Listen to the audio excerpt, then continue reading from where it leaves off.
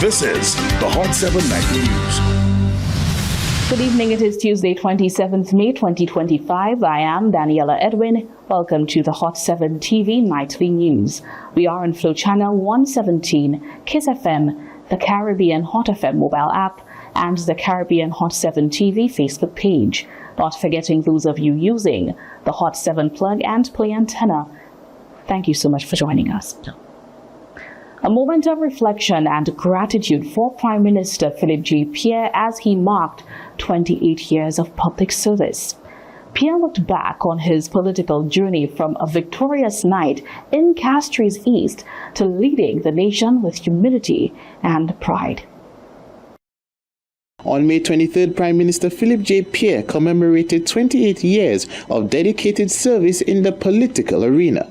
First elected to office in 1997 alongside his colleague, former Prime Minister Dr. Kenny Anthony. Pierre reflected on the momentous occasion with a sense of deep gratitude, recalling the announcement of the results of his constituency during his first electoral victory. The Prime Minister described the experience as both humbling and profoundly meaningful, a defining moment that marked the beginning of a distinguished political journey. On the 23rd of May 1997, around this time, I was in the constituency of Castries East, seeking support, trying to get our voters to go to vote.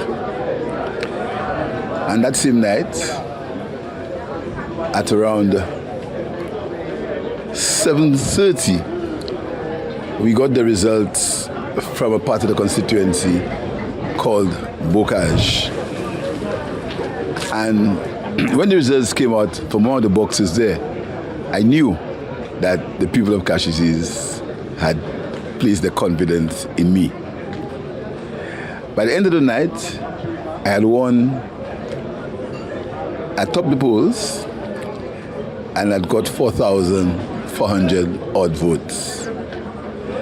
From that time, the people of Castries East and me, we've had a bond that many people do not see. The Prime Minister extended heartfelt appreciation to the people of Castries East, acknowledging their enduring support throughout his tenure. In a statement marked by both gratitude and resolve, he reaffirmed his commitment to the constituency, noting its pivotal role in national progress. He also outlined a series of initiatives and development projects undertaken over the years, while highlighting ambitious plans poised to shape the community's future. We've built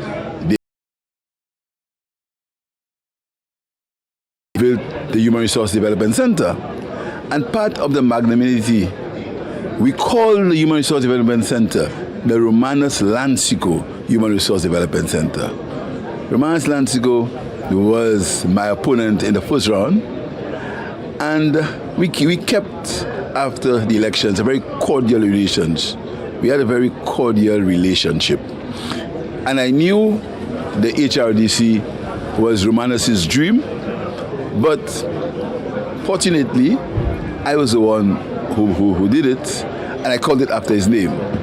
So we've done quite a bit of things. He further emphasized that the paramount concern should be the improvement of citizens' lives across the nation, with particular attention to the needs and well-beings of his constituents in Castries East. What has struck me more with the people of Castries East is how I've improved the quality of their lives. Education, health, social development, advice, counsel. That bond is not a bond that anyone will be able to see, but it's a deep bond, a bond of friendship, a bond of love between the constituents and myself. And that is why it has manifested itself for the last 28 years. I would already thank them. I want to thank them for their support for me. Sometimes, particularly in opposition, they were victimized. In opposition, they were victimized. They were ridiculed. They were taken for granted.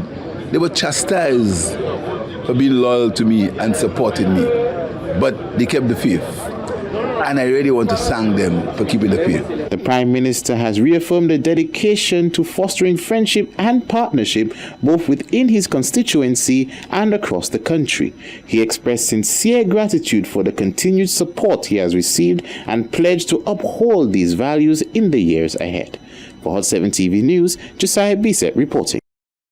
In a fiery address that's stirring political waves, United Workers' Party candidate Guy Joseph is sounding the alarm ahead of the next general elections, telling supporters the nation is at a crossroads, calling the current Saint Lucian government dysfunctional under Prime Minister Philip J. Pierre. Saint Lucia has been enslaved under the leadership of Philip J. Pierre and the Saint Lucia Labour Party.